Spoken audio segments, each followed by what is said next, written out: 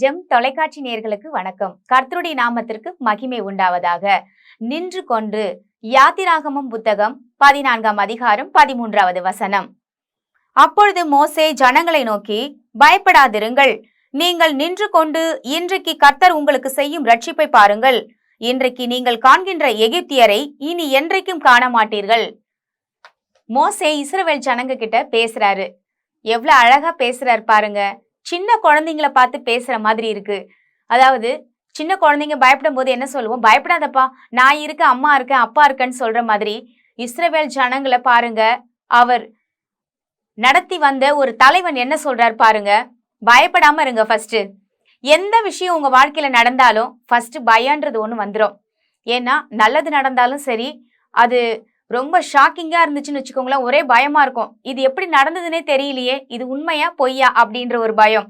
இன்னொரு விஷயம் பாருங்க, என்ன தெரியும்னா இது நடக்குமா நடக்காதா அப்படின்ற ஒரு பயம். அதனாலதான் பாருங்க, இங்கு இஸ்ரவேல் ஜனங்க முன்னாடி சமுத்திரத்தை நோக்கி பார்த்துட்டு இருக்காங்க.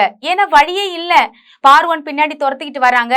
நாயை விட மோசமானவன். நாய் துரத்தினாவே நம்ம ஒரு இடத்துல நிக்க மாட்டோம். ஆனா இந்த ஜனங்க பாருங்க, ரொம்ப கொடூரமான வாழ்க்கை வாழ்ந்தவங்க.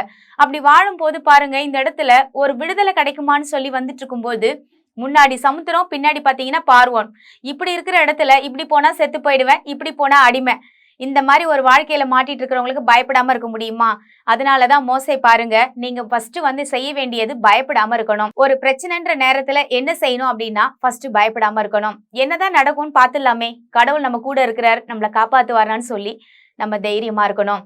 அப்படி ஃபர்ஸ்ட் தைரியப்படுத்திட்டு அடுத்தது என்ன சொல்றாரு பாருங்க, நீங்க பிரச்சனை நேரத்துல ஓடக்கூடாது, நின்று கொண்டு அப்படின்ற வார்த்தை அந்த இடத்துல வருது. நின்று கொண்டுன்னா பாருங்க, இன்னைக்கு நிறைய நேரத்துல நிறைய இடங்கள்ல நான் பாக்குறேன், ஆண்கள் பாருங்க பிரச்சனையை தாங்க முடியாம வீட்டை விட்டு ஓடி போறாங்க.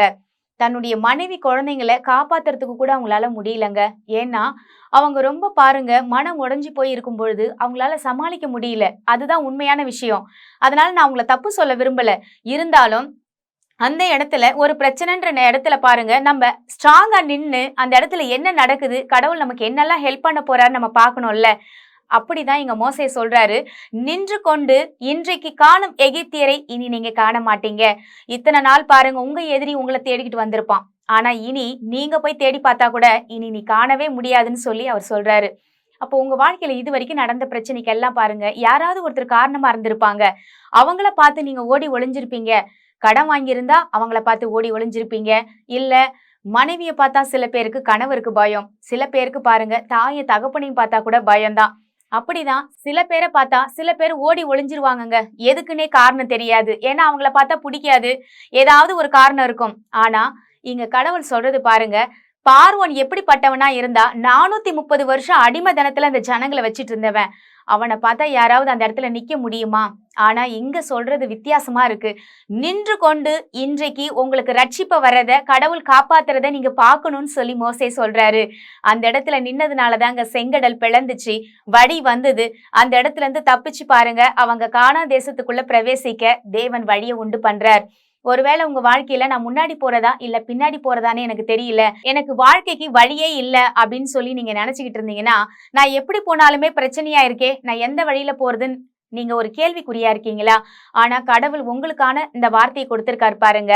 நீங்க நின்று கொண்டு எந்த இடத்துல உங்களை வச்சிருக்காரோ அந்த இடத்துல இருந்து நீங்க ஃபர்ஸ்ட் பிரேயர் பண்ணுங்க. ஆண்டவரே எனக்கு வழியை கொடுங்கன்னு சொல்லும் பொழுது அவர் அவாந்திர வெளியில வழியையும் ஒட்டாந்தரையில ஆறுகளையும் உண்டாக்குவேன்னு சொன்னவரு.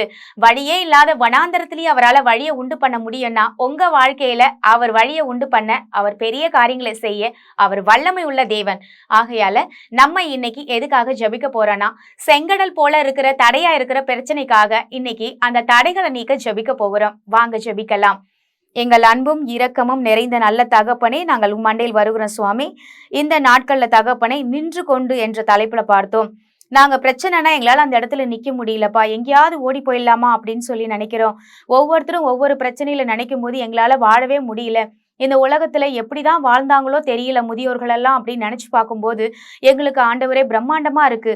இந்த வாழ்க்கையை வாழ்றது எவ்வளோ பெரிய கஷ்டமான காரியமா இருக்குன்னு நினைச்சு ஆண்டவரே ஒவ்வொருத்தரும் சோர்ந்து போயிருக்காங்கப்பா. ஆனா ஆண்டவரே நீங்க இருக்கீங்க. நீங்க ஒவ்வொரு மனுஷனையும் நேசிக்கிறீங்க.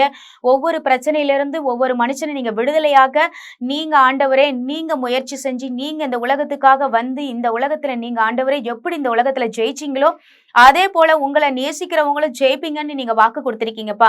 அந்த வாக்கு தத்தங்கள் நிறைவேற நாங்கள் ஆசீர்வதிக்கிறோம். பலப்படுத்துங்க ஆண்டவரே. ஒவ்வொரு நபரையும் நீர் ஆசீர்வதித்து அவர்கள் பிரச்சனையிலிருந்து விடுதலையாக்கி மேல்மேலும் உயர ஆசீர்வதிங்க, பலப்படுத்துங்க ஜீவனுள்ள நல்ல தகப்பனே. ஆமேன். கர்த்தர் நம் அனைவரையும் ஆசீர்வதிப்பாராக. God bless you.